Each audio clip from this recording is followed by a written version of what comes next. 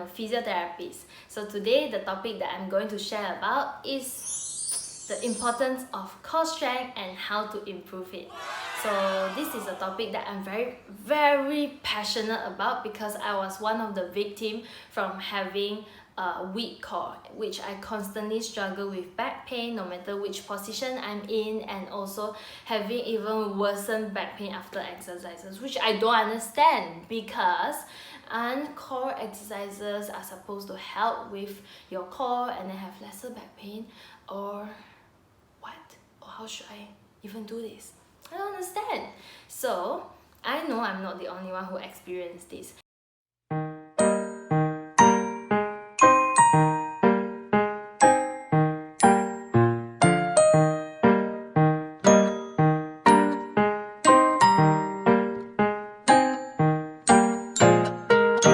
별이 퉁퉁퉁 빛나던 밤에 새까만 하늘 아래 단둘이서 앉아 A lot of my friends around me will come to me and ask, Jessie, I actually have back pain after I do this, or I constantly have back pain, like my back is very tight and very pain, what should I do? And I'm having a bad posture, what should I do? So today, actually after questioning them, no, not questioning them, popping a few questions and assessing them, I realized that weak core could actually contribute to all this. So today I just want to share about what I've learned along my way and hope that it could help you along your journey, and also to have a stronger core together, having a better life together. Yay! So moving on, what is our core and where is our core? So due to the long time marketing strategy these days, people think that 6-packs equals to core, and having a 6-packs meaning you have a good core, and that is actually a misconception. So while that is not entirely true, it's not entirely wrong either, because 6-packs, the rectus abdominis muscles, is actually part of our core. So to make things simple to understand, you just imagine the core being like a box, okay? So on the top part, you have your diaphragm, which helps you with your breathing. On the side part, you have your transverse abdominis, you have your quadratus lumborum, the internal oblique and external oblique.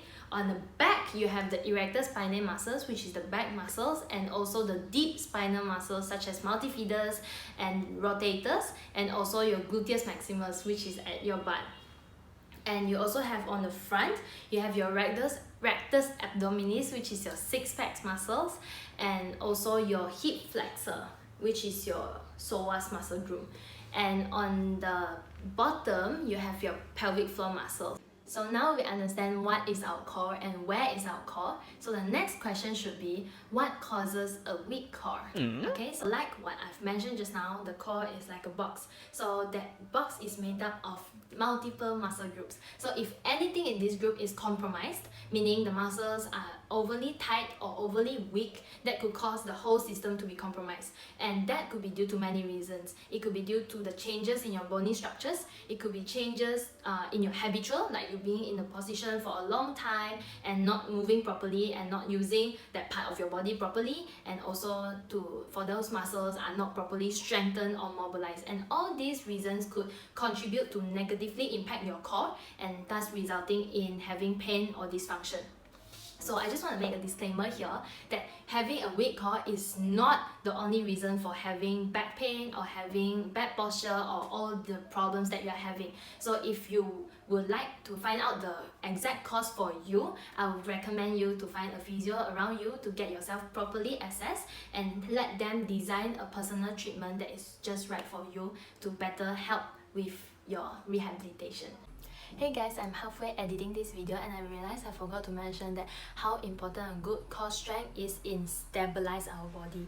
So it keeps our body stable while we are doing our daily tasks, whether we are sitting, standing, carrying things, or even squatting with other exercises. So having a good core strength helps us to maintain our body, to prevent any injury or to prevent any pain or dysfunction.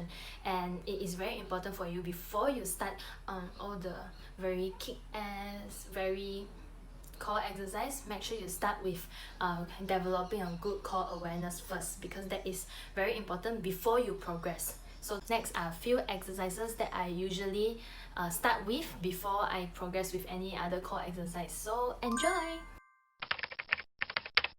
The fundamental core exercise involves static core activation, and this can be achieved through posterior pelvic tilting. First, lying down on the floor facing up, and this is anterior tilt. Imagine your pelvis like a ball of water, rocking it forward, pouring the water out.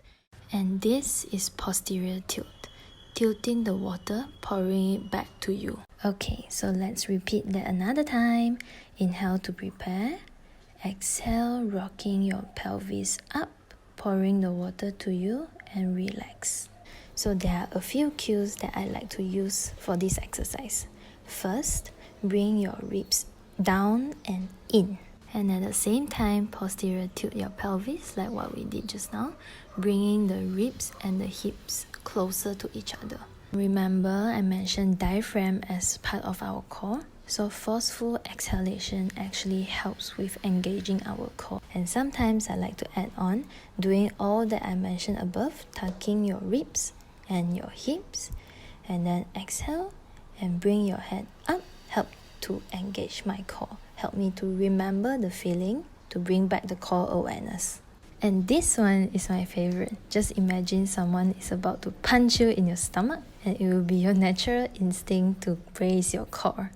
Just keep imagining someone is about to punch you in your stomach. It's all in the imagination anyway. So the second exercise is pelvic bridging.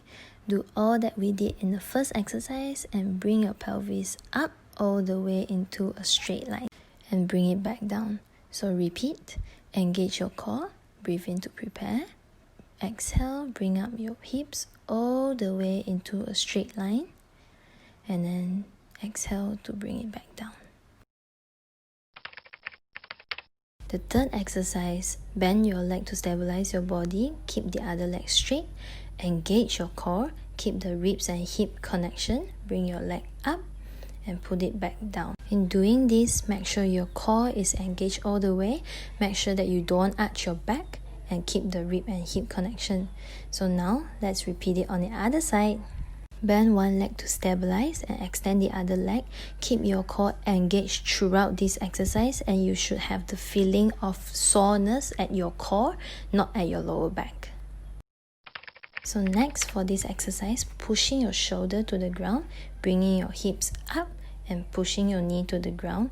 Bring your body up, make sure that it is in a perfect straight line and hold for 10 seconds each side. Make sure you keep engaging your core, not bending your body to the front or to the back. Push yourself up, keep pushing through your shoulder, keeping your body in that one straight line. Keep pushing through your shoulder, make sure your body is in that one straight line and engage your core. Okay, so that's all for today. I hope you guys can be benefited from this video and the exercises. And I just want to share a little something about myself to you guys. Actually, last year, I was in the third year of studying my physio degree, and it never occurred to me that I could actually make a change for myself. Like how I mentioned in the beginning of this video that I actually struggle with weak core, and a year ago today when I was in the hospital doing my placement, I actually see my patients, they are trying so hard to do all the exercises I have taught them to have a better life, and it occurs to me like, why do I not walk at all? Why do I ask people to exercise but I don't exercise myself and I struggle in my deformities or struggle in my limitation? And that is when I started to tell myself, let's do it today. Today, I can't tell you how grateful I am. I actually started. Now that I have better posture, now I know how to activate my core properly, and I can do a lot of exercises on my own, and I can do more sports than I would like to last time, and also to have lesser back pain. That is something that I'm very grateful that I started a year ago. And if you guys didn't know, I actually have scoliosis, which is the curvature on my back, so that also causes me to have very weak core, and that is something that is very important for me to work on. So I hope you guys can actually learn something from this video, and if you have any idea what you would like to see, also let me know in the comments. And today, the core exercises are actually the very simple exercises. So if you guys would like to know how should I progress from here, how should I add on let me know. I'll do it for you guys. Cheers to better life together. Bye!